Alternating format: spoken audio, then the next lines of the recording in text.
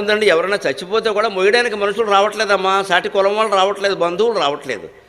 మా కోడలు నీళ్ళు వేసుకుందంట, వీడి కోడలు నీళ్ళు వేసుకుంటే శవం మొయ్యడానికి ఏమిటండి? పిచ్చి నమ్మకాలన్నీ పెరిగే పని లేకుండాను. అటువంటి సందర్భాల్లో అనాథ ప్రేత సంస్కారాన్ని చేస్తే చక్కని శిశువులు పుడతారు. ధర్మశాస్త్రం తెలిసి చెబుతున్నా, దయచేసి దానికి సహకరించండి, దయచేసి దానికి సహకరించండి. మనిషి పోతే ఎందుకండి ఈ శాస్త్రాలన్నీ పని లేక, అవతల మనిషి పోయాడమ్మా, ఏడుస్తున్నారు వాళ్ళు, వాళ్ళకి ఏం కావాలో అది చూడాలి. పూర్వకాలం వ్యవస్థ ఎలా ఉండేదంటే మా చిన్నతనంలో చూసేవాళ్ళం, ఎవరైనా ఇంట్లో ఎవరైనా పోతే పక్కింటి వాళ్ళు మొత్తం ఆ ఇంటికి సరిపడా అన్నం కూరలు వండి పట్టుకెళ్ళి కూర్చుని తినిపించేవారు. మేము తినలేమమ్మా, ఏడుపు వస్తుంది, ఏడవడానికైనా ఓపుకుండాలి కదమ్మా అని తినిపించేవారు. ఎందుకని అలాంటి ఏడుపులో వాళ్ళని వదిలేస్తే డిప్రెషన్లోకి వెళ్ళిపోతారు, ఏమవుతారో తెలియదు. పక్కింటి వాళ్ళు ఉండేవారు, కులభేదాలు కూడా లేవు. అటువంటి సంస్కృతి నుంచి వాళ్ళు ఎలా దిగజారామంటే, వాహనాన్ని కబురు చేసుకోండి మాకెందుకు, అన్ని చోట్ల వాహనాలు ఎక్కడుంటాయండి?